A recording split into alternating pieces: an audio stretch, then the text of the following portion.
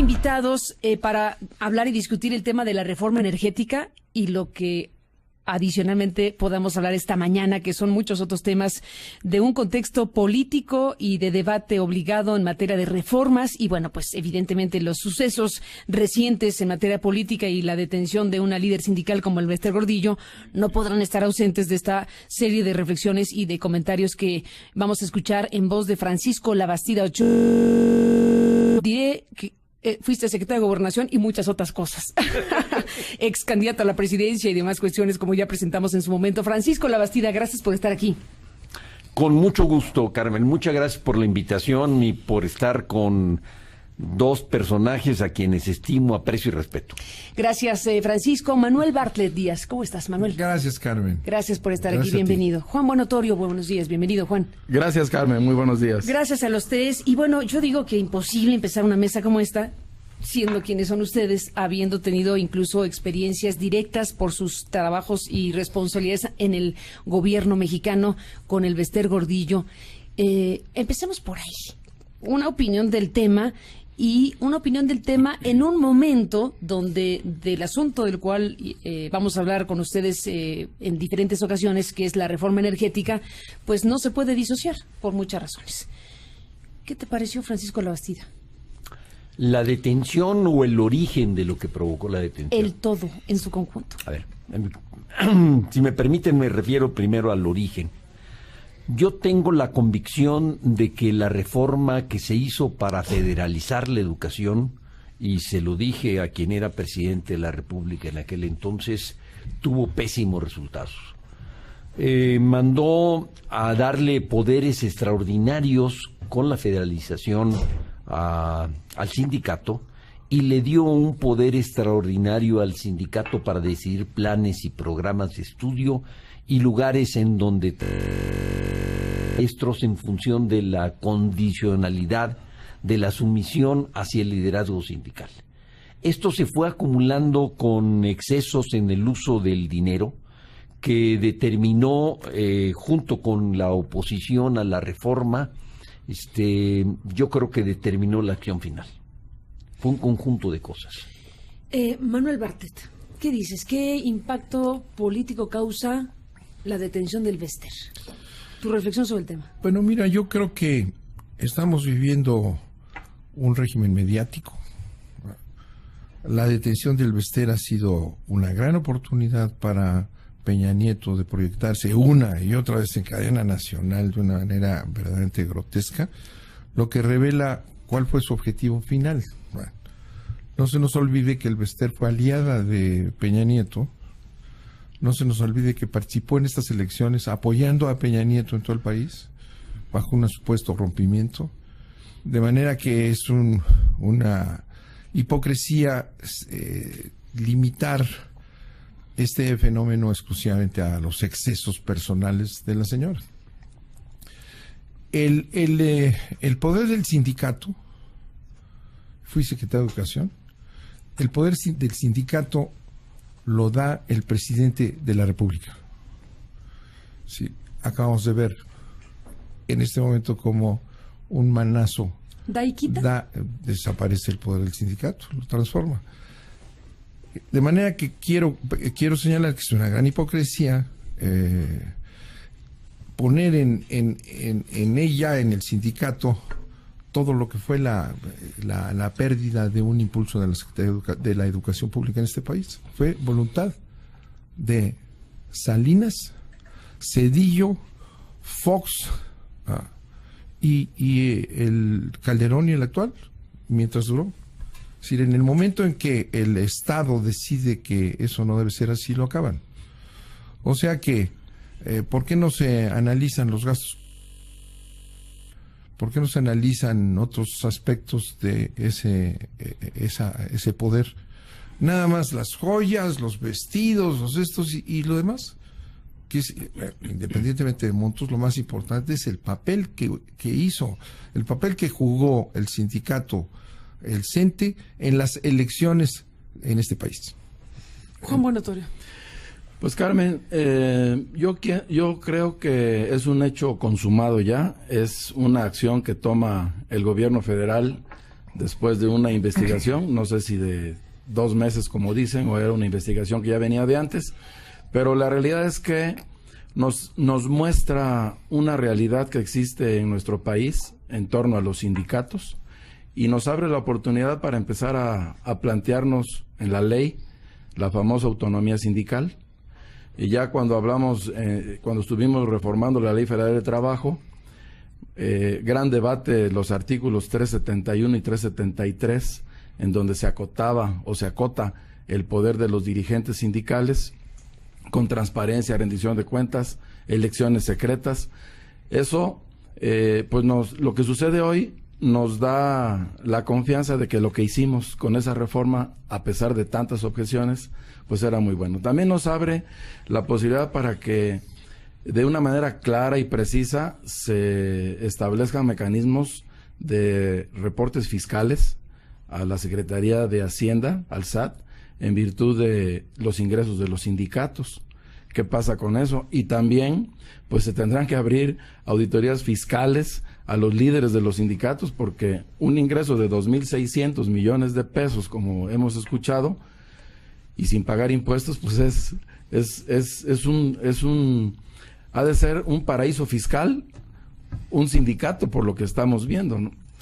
Un sindicato. Cuando viene la detención del Bester Gordillo, de inmediato mucha gente dice, bueno, muy bien, el Bester y los que siguen, ¿no? Carlos Romero de Champs fue el primer nombre que aparece en escena. En esta mesa que hemos convocado con ustedes, técnicamente vamos a hablar fundamentalmente, no únicamente ya se ve, pero fundamentalmente del tema de Pemex y del tema de la reforma energética. Vamos a enganchar este tema con el asunto energético y Petróleos Mexicanos y el sindicato. ¿Y qué seguiría o debería seguir si efectivamente estamos frente a una nueva circunstancia de combate a la corrupción o es un hecho selectivo, estrictamente hablando? Y si es un hecho que selecciona solamente a este liderazgo para mandar una señal y no desmontar otros espacios de corrupción sindical y de otras índoles, será pues evidentemente una historia distinta. Si les parece, abramos la puerta por ahí, Francisco Labastida. Lo que ocurre con el Bester Gordillo podría o debería ocurrir con otros liderazgos como Carlos Romero de Champs, conocido públicamente por razones casi idénticas que el Bester. Bueno, eso va a ser una decisión, obviamente, que se eche el gobierno, que tome el gobierno.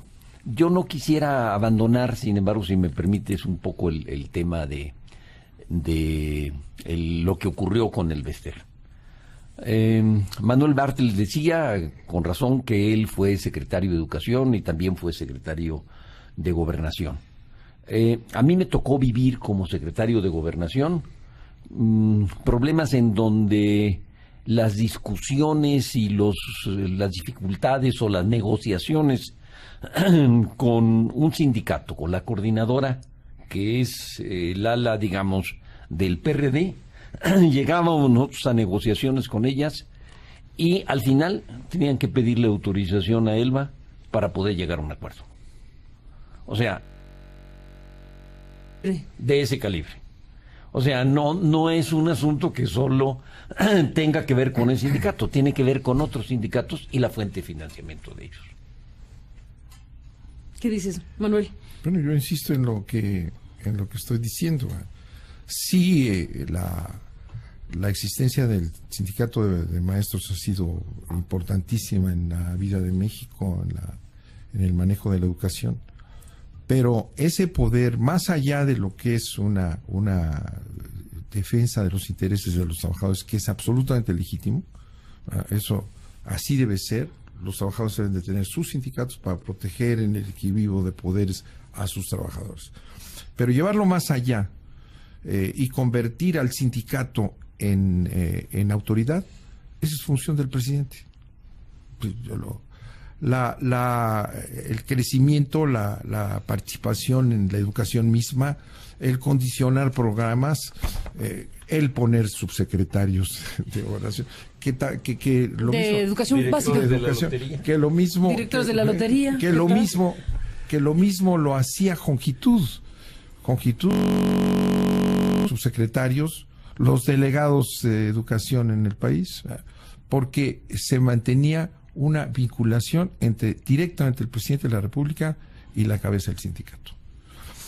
De manera que no nos limitemos a eso, sino vamos a ver cuál fue la función que se desempeñó, la función electoral, para empezar. Esa maquinaria, digámoslo así, llamémosle maquinaria electoral al sindicato, que en algún punto, con la alternancia, podría ponerse al servicio de unos y otros, como sucedió. Las alianzas del sindicato y del poder político del Bester Gordillo servían al PRI, al PAN, al PR. Las alianzas son públicas. ¿Esa maquinaria queda intocada y quedará al servicio de quién? Pero si además, es que así queda. Pero además, Carlos, yo creo que hay una diferencia de fondo. A ver. No se ha mencionado la maquinaria. No, la estamos mencionando acá. Los vestidos, bueno, mencionemos aquí la maquinaria. Para que veamos dejemos los zapatos del Bester a un lado y hablemos de la maquinaria del Bester. Yo creo que hay una diferencia de fondo. La federalización que se hizo en tiempo del presidente Salinas no solo le mantuvo el poder al sindicato, sino que se lo engrandeció. Le dio facultades adicionales. Porque el sindicato negociaba con el gobierno federal y con los gobiernos de los estados. Y a un estado le sacaba 100 pesos más para transporte, a otro estado le sacaba 100 pesos más para útiles escolares, a otro unos días más de vacaciones, y entonces eso vino y a quebrar las finanzas de los dos niveles de gobierno. O sea, salió con más poder después de la federalización el sindicato del Bester que antes. Y hoy se procedió exactamente al contrario, porque primero se hacen las reformas en la Constitución, luego vienen los cambios que se van a poner a consideración de los señores legisladores para la ley de educación, y en el proceso viene la detención de Elba. O sea, yo lo quiero ver en el contexto de un proceso de transformación y de mejoría de la calidad de la educación, y donde el Estado toma la responsabilidad y la dirección de la política educativa.